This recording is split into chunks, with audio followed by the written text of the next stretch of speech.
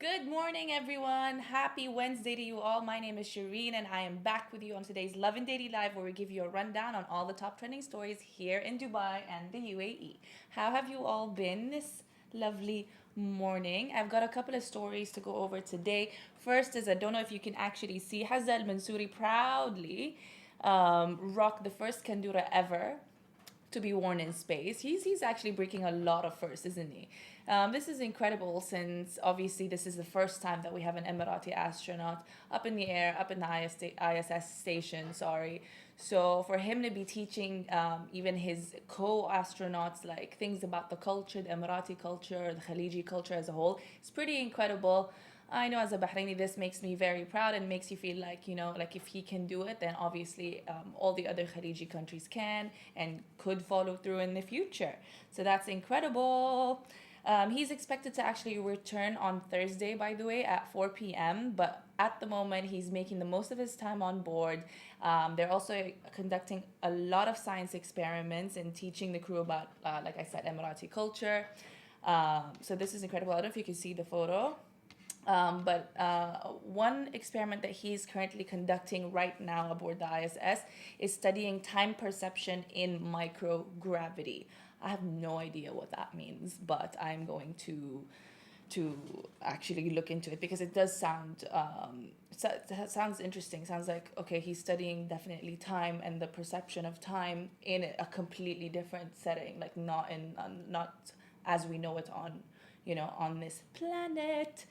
On to our next story, Forever 21. I don't know if you guys have heard, but they have filed for bankruptcy in the US, and most of the stores across Asia are said to be closing very soon, except the UAE branches. At the moment, if you've noticed that the Dubai Mall branch is closed for Forever 21, that's because their website actually states that it is currently under renovation. So we don't know how much longer the Sharaf Group, who have actually franchised Forever 21 from the US, from its US native.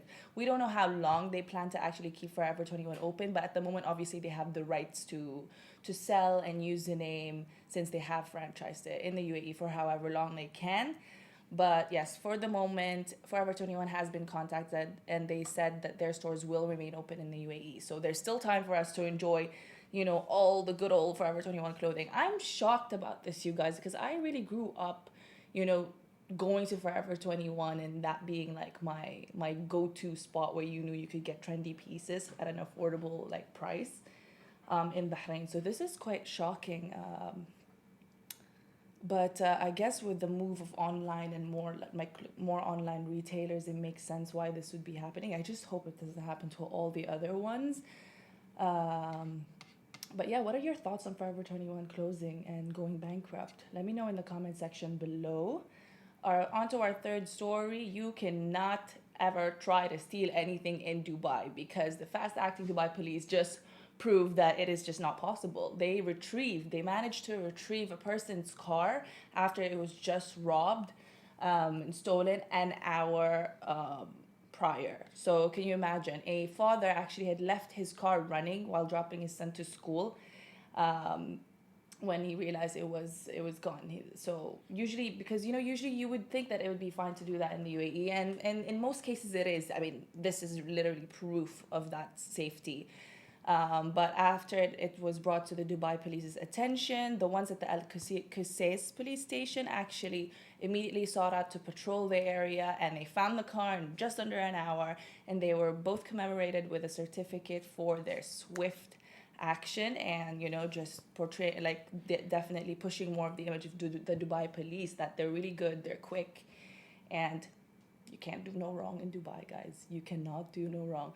But they're also actually advising people, do not leave your cars running as safe as you may feel in the UAE, because that does still make you an easy target for thieves. So we don't want that. This is good for the weekend, this final last story of mine, because if you're planning on going on a road trip, as I know I am, the Ras Al Khaimah Tourism Development Authority has actually announced that they're gonna launch the Jebel J Zipline Tour. So if you're familiar with the longest zip line in the UAE right now, that's over the mountains of Jebel J in Ras Al Khaimah. But except this time, it won't just be one long zip line, they're gonna add in six more. So I don't know if you've done something of the sort in different countries. I know I have in Thailand, where it was like you go from kind of one point to another and it just continues until you get to see the entirety of the forest. I did this in Koh Samui in Thailand, but it'll kind of sort of be the same situation, except obviously you'll be, going along the UAE's highest mountain peak. So there's going to be 7 complete zip line stops. So if you're down to get your adrenaline rush, go check this out. So like I said, the new Zipline Tour will include flying over 7 zip lines, totaling a 5-kilometer distance. So it'll be going at a 60 kilometer per hour speed. So this is not for the faint-hearted, you guys, but it is beautiful, definitely beautiful. An obstacle course will also be launched along with this, and it'll have 35 challenging obstacles while you're suspended in the air on a 20-meter height structure. Why do I feel like Evan would want to try something like this? I feel like you're so into, right? So yes, we will give you more updates on when this is going to be launched, but they plan to do it by the end of this year or beginning of next year. We will tell you the exact date for sure, but this is definitely exciting. Note it down for your next road trip.